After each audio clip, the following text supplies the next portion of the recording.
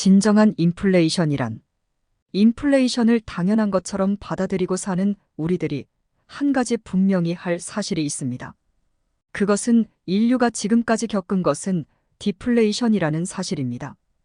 기술이 발전하고 생산성이 높아짐에 따라 인류는 훨씬 더 적은 노동과 시간을 들이고도 같은 수준의 상품과 서비스를 생산할 수 있게 되었습니다. 특히 지난 몇 세기 동안은 그 속도가 기하급수적이었는데 석유라는 에너지원의 발견, 산업화, 도시화가 그 추세를 가속화시켰습니다.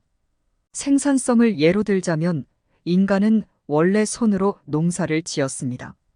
그러다가 가축과 간단한 농기구를 통해 여러 사람의 일을 단 한 사람이 할 수 있도록 만들었고, 현대에 와서는 트랙터를 비롯한 첨단 농업 장비의 발명으로 한 사람이 해낼 수 있는 일은 과거의 수십 명 수준이 되었습니다.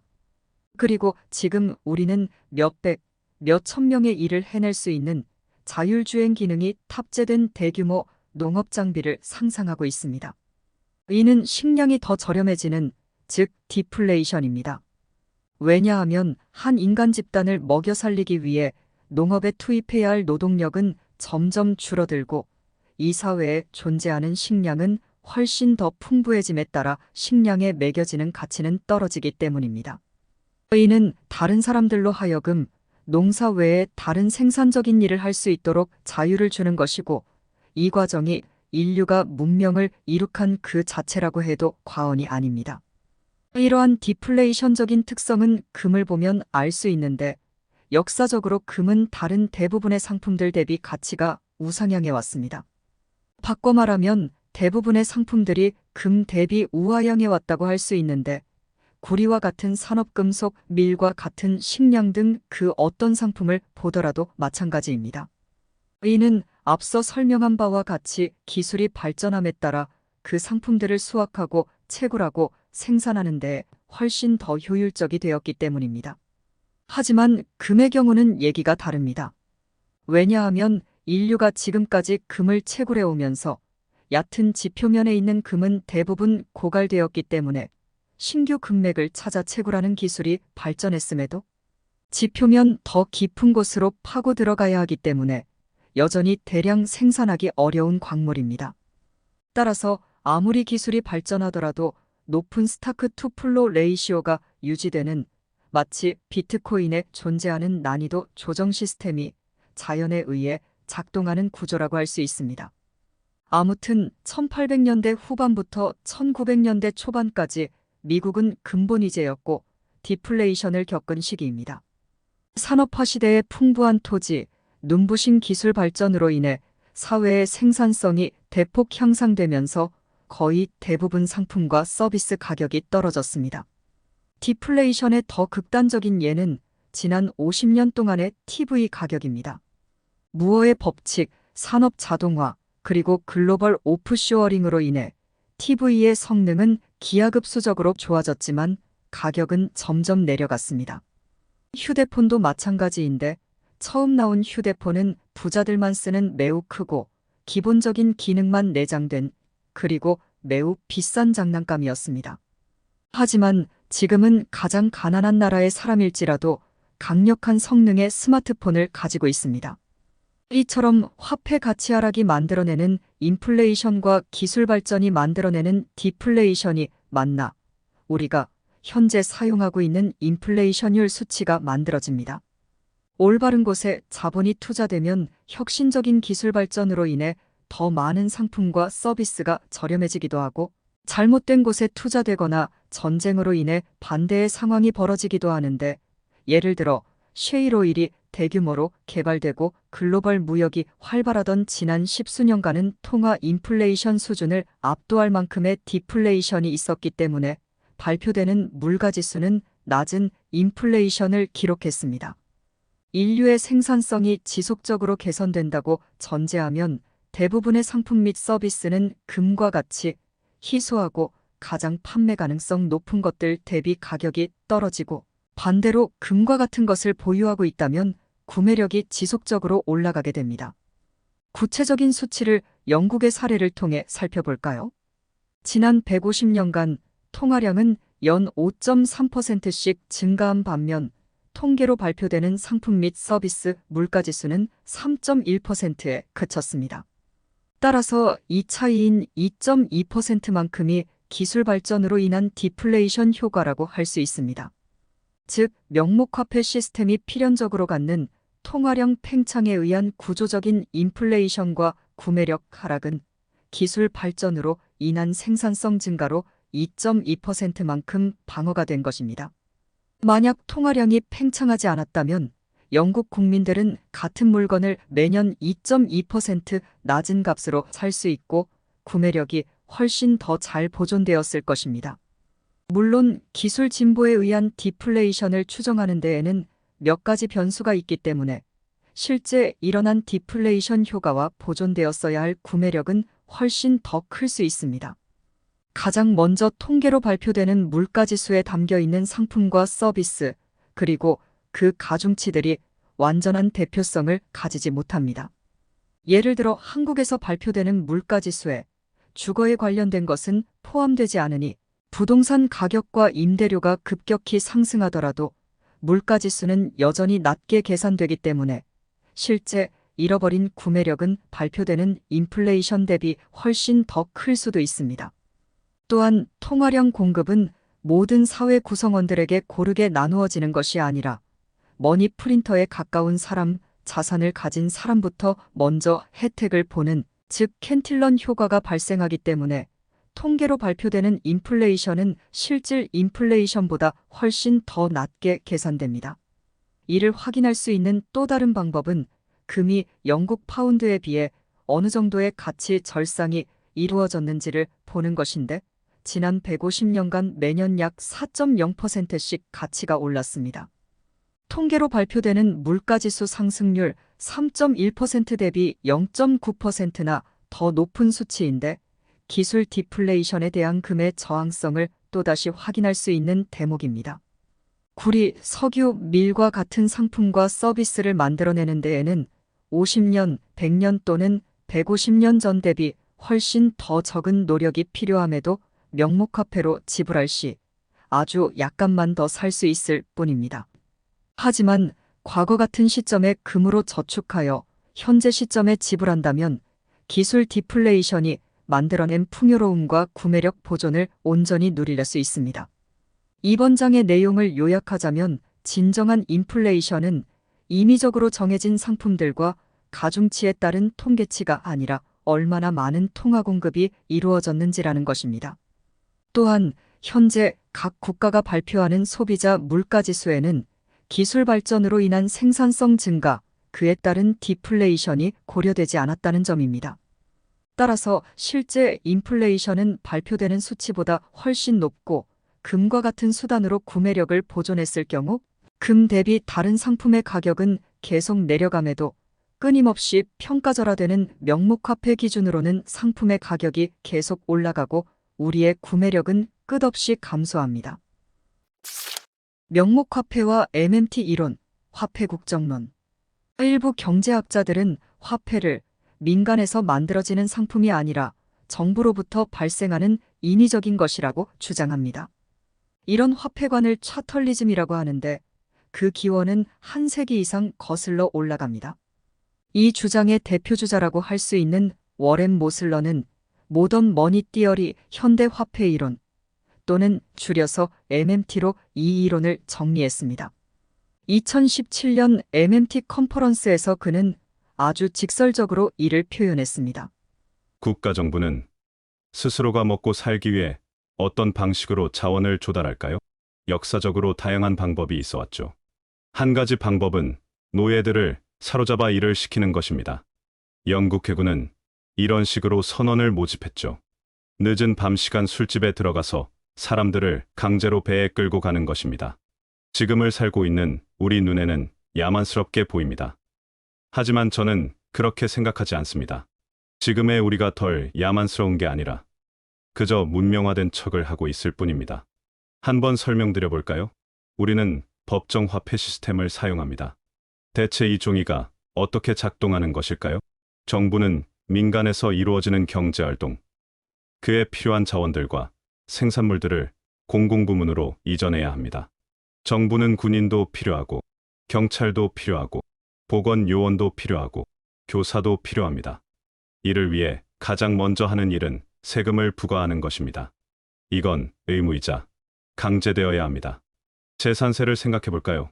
국민들이 살고 있는 집에 갑자기 세금을 부과하면 정부가 만들어낸 쓸모없어 보이는 종이와 그 화폐 단위에 갑자기 쓸모가 생깁니다.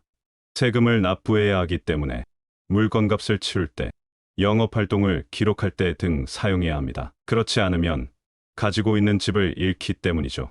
즉, 방금 무슨 일이 일어난 거냐면 정부가 만들어낸 종이를 절실히 필요로 하는 상품과 서비스 생산자들이 생겨났고, 그 생산자들은 기꺼이 정부가 만든 돈을 위해 일을 할 것입니다.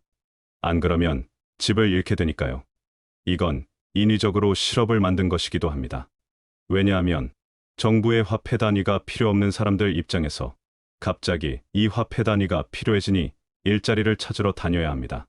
조금 직관적으로 안 다가오시나요? 그럼 이렇게 말해보겠습니다. 자, 여기 제 명함이 있습니다. 이 명함을 팔도록 하겠습니다. 가격은 $100입니다. 사실 분 계신가요? 없다고요? 알겠습니다. 그렇다면 컨퍼런스가 끝난 뒤에 남아서 건물 청소를 해주실 분 계신가요? 없다고요? 알겠습니다. 근데 저기 나가는 문 보이시나요? 나가는 문은 저거 하나뿐인데 제 친구가 총을 들고 지키고 있습니다. 제 명함 없이는 방을 나갈 수 없어요. 어떠신가요? 이제 좀 압박이 느껴지시나요? 이제서야 제 명함을 얻고자 하는 분들이 보이네요. 남아서 청소도 해주실 거죠?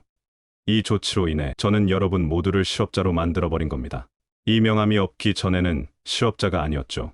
제 명함을 얻기 위해 일하겠다는 분들이 없었다는 겁니다. 하지만 이 명함이 강제로 필요해지는 상황이 오자 어떻게든 이 명함을 얻고자 노동시장에서 경쟁하는 여러분들이 되었네요. 이처럼 어떤 것이 돈이냐, 쓰레기냐의 차이는 저기 문 밖에 권총을 들고 있는 세금 징수원이 있는지 없는지에 달렸습니다.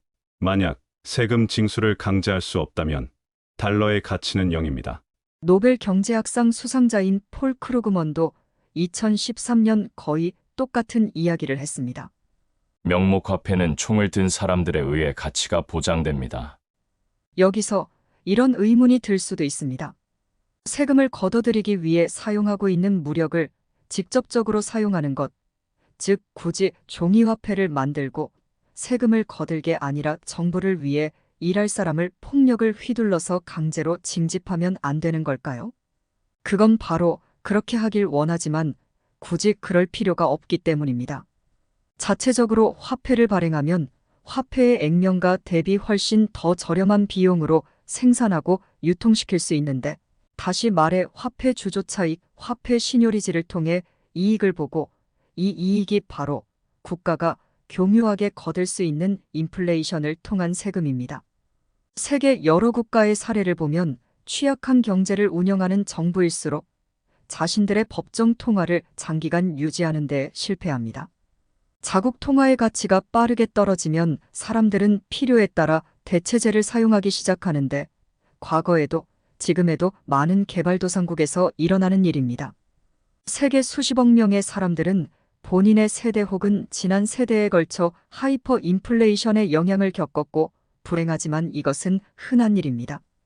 반면 선진국들은 지난 50년간 명목화폐 제도를 운영하면서 이 교묘한 이익을 유지하는 데 비교적 성공했다고 볼 수 있습니다. 물론 장기간에 걸쳐 화폐가 갖던 원래 가치의 95% 혹은 99% 이상의 구매력을 잃었지만 점진적으로 느리게 일어나면서 낮은 변동성을 가졌다는 것이 특징입니다. 중앙은행의 적극적인 준비자산 관리, 저인플레이션에 대한 노력, 금리 개입 정책 등은 급격한 변동을 피하고 꾸준하고 완만한 변동성을 목표로 하지만 장기적으로는 원래 가치가 모두 사라집니다. 정부는 이를 보다 더 잘 실현하기 위해 모든 거래 유형에 대해 세금을 부과하고, 세금 지불은 오직 자국 통화만을 강제함으로써 국경 내에 존재하는 다른 유형의 화폐의 부상을 억제할 수 있습니다. 예를 들어 금을 매수할 때 내야 하는 10%의 부가가치세, 매도할 때 발생하는 자본이득세 등은 금이 가지고 있는 화폐로서의 사용성을 떨어뜨리는 것입니다. 법정화폐 시스템은 당연한 것일까? 법정화폐 시스템은 오늘날 대부분의 사람들이 당연하듯 받아들이고 살고 있지만 이 시스템은 불과 50년 전 페트로달러 기준을 적용한 이래 아주 치열한 논쟁이 존재하던 것입니다. 그러나 주류 언론과 경제학자들은 금세 이를 당연한 것으로 받아들였고 오히려 의심할 여지가 없는 것으로 여기기 시작했습니다. 예를 들어 누군가 갑자기 9시 뉴스에 출연해서 법정화폐는 돈이 될 수 없고 돈이 되어서 안 된다고 말한다면 다들 어이없게 받아들일 것입니다. 물고기가 물을 당연하게 생각하는 것처럼 지금 운영되는 화폐 시스템은 지극히 정상적인 것처럼 보입니다. 하지만 한 발짝 물러나서 생각해보면 법정화폐 시스템, 그것도 전 세계가 아무 실물 자산도 뒷받침되지 않는 화폐를 사용하는 것은 인류 역사상 매우 이례적인 것입니다. 수천 년의 인류 역사 동안 전 세계가 모두 다 함께 아무런 비용도 없고 아무런 제약이 없는 돈을 사용해 본 적은 없었습니다. 다시 말해, 이것은 일종의 실험이고 우리는 그 실험을 50년 넘게 해오고 있습니다. 어떤 사람들은 이것을 좋은 실험이라고 생각하고 어떤 사람들은 나쁜 실험이라고 생각하는데 이 실험의 결론에 대해 확정적으로 말할 수 있는 사람은 없을 것입니다. 법정화폐 시스템이 그리 오래되지 않았다는 사실은 몇 가지만 생각해봐도 알 수 있습니다. 일단 이 법정화폐 시스템은 제 나이보다 16살 많습니다. 미국이 근본위제를 폐지했을 때 제 아버지는 36살이셨는데 당시 저는 그 말을 모으고 있었고 아버지는 매년 저축하라며 제게 은화를 주셨습니다. 근본위제를 오래 지속한 스위스 국민들 입장에서는 더욱 그렇습니다. 스위스가 근본위제를 버린 것은 아마존이 설립되고 나서 6년 후 테슬라가 설립되기 불과 3년 전의 일입니다. 또한 페트로달러, 법정화폐 시스템은 비트코인의 나이보다 4배, 인터넷 브라우저의 나이보다 불과 2배밖에 되지 않는 것을 보면 더욱 그렇습니다. 현재 세계 모든 나라의 GDP 대비 부채 비율은 기록적인 수준으로 치솟았고 점점 불안정해지고 있습니다. 레이 달리오가 말하는 장기 부채 사이클상 현재 처해 있는 위치가 어딘지를 생각해 볼 때 지난 4, 50년을 당연하게 여기기보다는 조금 다른 생각을 해볼 필요가 있다고 생각합니다. 이 글에서 말하는 화폐 시스템의 흥망뿐만 아니라 어떤 것이라도 시간이 지나면 변화를 겪고 50년 후에는 돈이 어떤 모습일지 우리는 결코 알 수 없습니다. 부채 비율이 높은 상황에서의 인플레이션, 그럼에도 장기간 저금리가 유지된 상황을 과거에서 찾아보면 1930년대와 1940년대가 지금과 가장 비슷하다고 할 수 있습니다. 어떤 이벤트들이 발생할지 매우 구체적으로, 매우 정확하게 예측할 수는 없지만 커다란 구조적인 변화를 앞에 두고 있다는 것은 부정할 수 없습니다. 자산 가격이 오르는 이유. 50년간 진행되고 있는 이 실험의 후반부로 갈수록 더 많은 사람들이 현금을 뜨거운 감자처럼 취급하기 시작했습니다. 화폐가 가치를 잃는 것은 필연이었고 이를 눈치채기 시작한 사람들은 본능적으로 예술품, 주식, 부동산 또는 금과 같은 다른 희소한 것들의 가치를 저장하기 시작했습니다. 소득 대비 주택가격이나 S&P 500 지수 혹은 미술품의 관계를 그래프로 그려보면 소득은 계속 정체된 반면 자산들의 가격은 급등했습니다. 1792년부터 지금까지 달러가 지닌 구매력을 살펴보면 이를 더욱 더 잘 알 수 있는데 1913년까지 120년 이상 그 가치를 유지하던 달러의 구매력은 1913년 연준이 설립되고부터 그 하락이 시작되었고 1971년 닉슨 쇼크 이후에는 끝없이 구매력이 사라지고 있습니다. 더욱이 최근 코로나 위기 속 급격한 통화량의 증가는 과거 100년간의 증가분을 넘을 정도로 엄청났습니다. 여기에 높은 부채 비율까지 생각해보면 당국이 높은 금리로 정책 기조를 선회하고 유지하는 것은 더욱 어려워 보입니다. 아무튼 전 세계는 이런 상황 속에서 수많은 자산들을 가치의 저장 수단으로 활용하기 시작했습니다. 중국에서는 부동산이 이러한 수단으로서 한 가족이 여러 채의 집을 소유하는 것은 일반적인 일입니다. 미국에서는 주식이 이런 수단입니다. 한 기업을 정밀하게 분석하기보다는 급여의 일부를 포괄적인 주식 지수에 투자하는 뮤추얼 펀드나 ETF 상품에 넣고 그 포트폴리오에 어떤 것이 들어있는지 세밀하게 신경 쓰기보다는 단순히 현금보다 더 나은 가치의 저장소로 여깁니다. 만약 누군가 당신에게 이런 질문을 한다면 어떻게 대답하시겠습니까? 10년 전 총량이 10조 달러에서 오늘날 22조로 늘어난 달러를 소유할 것인지 아니면 10년 전 2600만 주에서 오늘날 1600만 주로 오히려 소각되어 희소해진 애플 주식을 소유할 것인지 당연히 후자일 것입니다. 이처럼 증권이나 부동산처럼 화폐가 아닌 것에 더 많은 부가 몰림에 따라 이들의 변동성은 커지고 더 많은 레버리지가 발생하는데 이들은 화폐가 아니기 때문에 당연히 유동성이 적고 대체 가능성이 떨어지며 거래마다 세금 관련 이벤트에 노출이 됩니다. 오늘날 사람들이 하는 주식 투자라는 것은 사회가 가진 한정된 자본을 어디에 투입해야 생산성이 증가할 것인가와 같이 중요한 질문들을 던지며 신중하게 고려해서 결정하는 것이라고 보기는 어렵습니다. 그보다는 오랜 기간 명목화폐를 들고 있을 수는 없는 상황에서 분석 자체가 불가능한 수백 개의 회사가 묶여있는 인덱스에 투자하는 것이라고 볼 수 있습니다. 은행 예금이나 채권의 수익률보다 더 높은 수익과 배당을 돌려주니 적어도 화폐가 상실한 가치저장 기능 부분에서는 작동한다고 할 수 있겠습니다. 내일의 가격의 저자인 제프 부스는 지속적인 통화가치 하락이 종국에는 사회에 부정적인 영향을 미친다고 주장합니다. 지금 손에 쥐고 있는 화폐가 가치를 잃게 되니 사람들은 점점 더 근시안적으로 행동하게 되고 올바른 곳에 사회자원이 투자되는 것을 방해하게 되니 사회 전체적으로 자본재를 구축해서 생산성을 올리기보다는 지금 가진 것을 모두 소비하도록 유도하기 때문입니다. 돈이 시간에 따라 가치가 상승한다면 우리는 지금보다는 더 까다롭게 자본을 소비할 것입니다. 이에 대해 법정화폐를 지지하는 사람들은 경기 침체를 완화하고 경기 부양을 위해서는 이 제도가 필요하다고 주장합니다. 필요하다면 더 만들어낼 수 있는 보다 유연한 화폐 시스템을 가짐으로써 정책을 만들고 실행하는 정부는 그때그때 상황에 따라 통화 공급을 늘리거나 주력 균형을 꾀할 수 있다고 하는 것입니다. 즉, 지속적으로 하락하는 화폐를 가지는 대신 평균적으로는 변동성이 적은 화폐를 가지는 것입니다. 또한 법정화폐 시스템이 더 많은 소비를 장려하고 그것은 나라의 GDP를 계속 상승시키기 때문에 좋은 것이라고 말합니다. 이들은 흔히 저축률이 느는 것을 문제로 인식하기 때문에 사람들이 덜 저축하고 더 많이 쓰고 더 많이 빌리도록 통화정책을 운영합니다.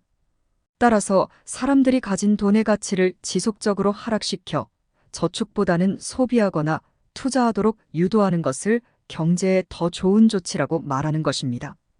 개발도상국 입장에서는 국제무역에 사용되는 부채의 상당 부분이 달러 표시 부채이기 때문에 미국의 통화정책이 미치는 파장이 막대합니다. 즉, 미국의 정책 당국 결정에 따라 그들이 가진 부채가 크게 변동하기 때문에 미국에서는 가벼운 수준의 호황과 불황이 올 때 이들은 대규모 호황, 대규모 파산을 겪습니다. 그 과정은 이렇습니다. 경기 침체가 오면 개발도상국들은 자국 통화의 방어를 위해 긴축적인 통화정책을 시행하도록 몰리는데 따라서 미국이 한번 긴축을 시작하면 훨씬 더 강한 경기 후퇴를 맞을 수밖에 없고 이는 훨씬 더 증폭된 형태의 경기 호황과 불황을 초래하게 됩니다. 이러한 관점에서 볼 때 지금의 통화 시스템은 새로운 형태의 식민지주의로 간주될 수 있습니다. 즉, 선진국 통화가 누리는 안정성을 높이기 위해 개발도상국의 희생을 요구하는 것입니다. 최근 법정화폐는 시간이 갈수록 더 불안정한 모습을 보이고 있으며 현재 투자자들 앞에는 주식과 부동산과 같이 높은 밸류에이션을 가진 자산과 더불어 실질 마이너스 수익률인 현금과 채권이 있는 다소 어려운 투자 환경이라고 할 수 있습니다.